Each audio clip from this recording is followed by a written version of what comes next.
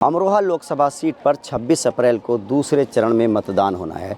चुनावी प्रचार जोरों पर है। तमाम प्रत्याशी अपने अपने मतदाताओं को अपने पक्ष में करने के लिए चुनाव प्रचार में निकले हुए हैं।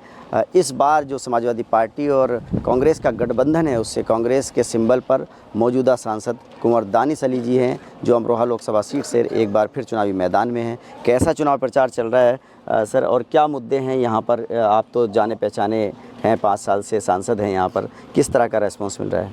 बहुत अच्छा रेस्पॉन्स है। जनता तय कर चुकी है कि इस बार सरकार बदलनी है और गठबंधन की सरकार आएगी।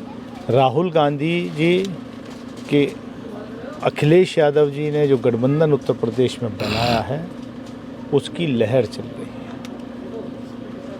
पहले तो हम ये सोच रहे थे कल से पहले कि दक्षिण साफ और उत्तर में हाफ, तो बीजेपी अब उत्तर में भी हाफ नहीं है। मतलब पहले चरण का जो मतदान हुआ है पश्चिम उत्तर प्रदेश में 8 सीटों पर, उसको लेकर के आपको लग रहा है कि जो सपा कांग्रेस का गठबंधन है वो उसका अपर हैंड रहने वाला है? 100%। ये जो इनका नकली हवा से जो बैलून फुलाया हुआ था, जो फर्जी जुमलेबाजी कर रहे थे कि 400 पार 400 पार, उसकी हवा फर्स्ट फेज़ के पहले चरण के चुनाव में ही निकल गई। और कल आपने देखा होगा कि किस तरीके की भीड़ जो थी वो गठबंधन की रैली में, राहुल जी और अखिलेश जी की जो सभा थी अमरोहा में, वो किस तरीके की का रिस्पॉन्स था वहाँ।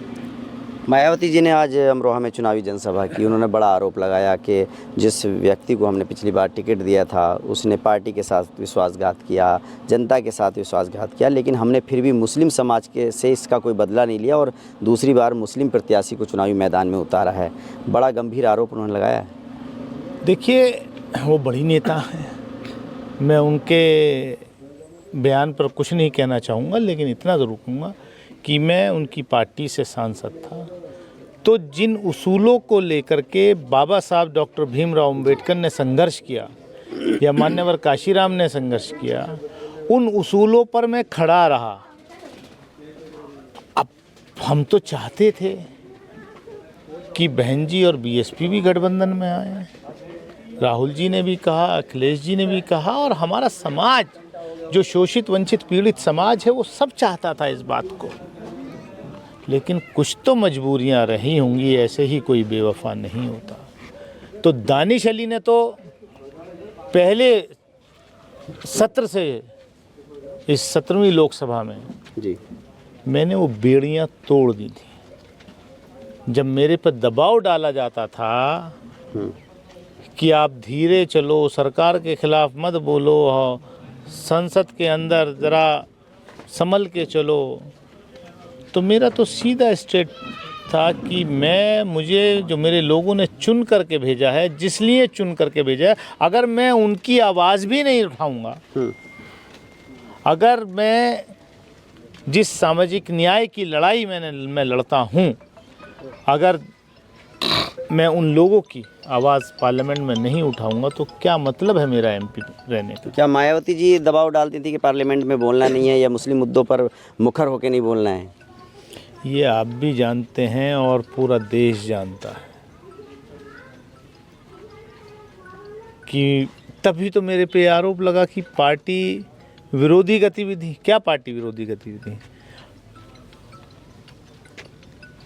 CA NRC, 3 तलाक, UAPA अमेंडमेंट बिल, सूचना का अधिकार बिल, इस तरीके के जो किसानों के जो 3 कृषि कानून बनाए गए, तो मैंने पार्टी के स्टैंड के खिलाफ खड़े होकर के बात की, तो वही पार्टी विरोधी गतिविधि है ना। उन्होंने आज कहा कि आपने पार्टी का सम्मान नहीं रखा। मैंने क्या कहा? मैं इस बात को कह रहा हूँ कि जो बाबा साहब डॉक्टर भीमराव अंबेडकर की आइडियोलॉजी और जिन बुनियादों पर पार्टी बनी थी, मैं उन उसूलों पर खड़ा रहा, लेकिन मैंने सरकारी दबाव नहीं माना।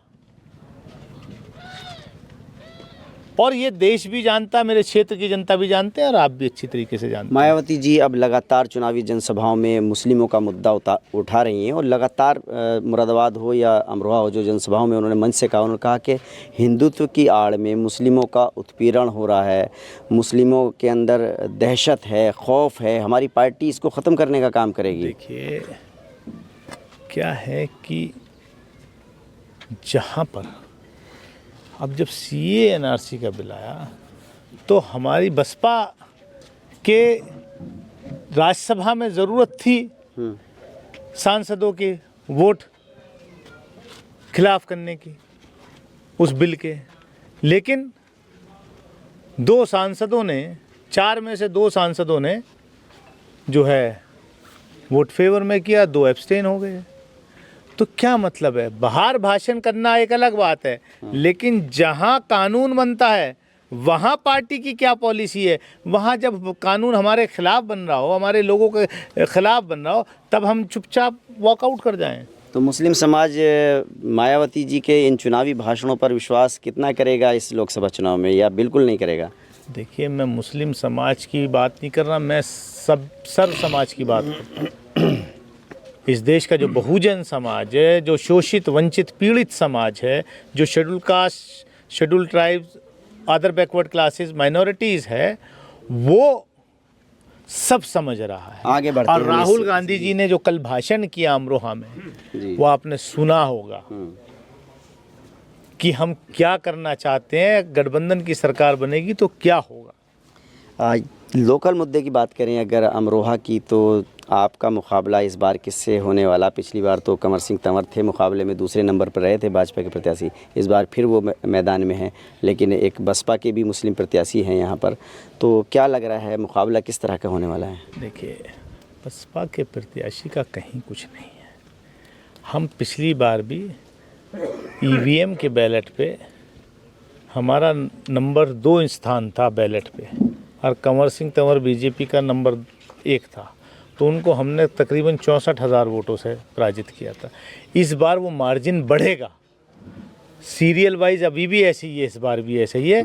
मैं आपको यकीन दिला रहा हूँ, जनता जो है मन बना चुकी है कि सरकार बदलनी है और गठबंधन की सरकार बनानी है, तो BJP या BJP की B टीम को वोट नहीं मिलने वाला है। अमरोहा की जनता से क्या कहना चाहेंगे, मेरा आखिरी सवाल है।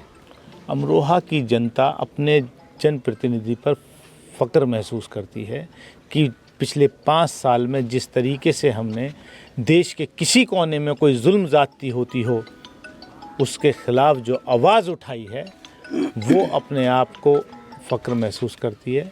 और हमने क्षेत्र के अंदर जो विकास के भी काम हैं उनमें भी कोई कमी नहीं छोड़ी है। देखिए, दानिश अली गांव-गांव घूम करके अपना लोकसभा क्षेत्र में एक बार फिर लोगों से वोट मांग रहे हैं और उनका कहना है कि जनता जो है एक बार फिर गठबंधन के प्रत्याशी को यहां पर जीत दिलाएगी।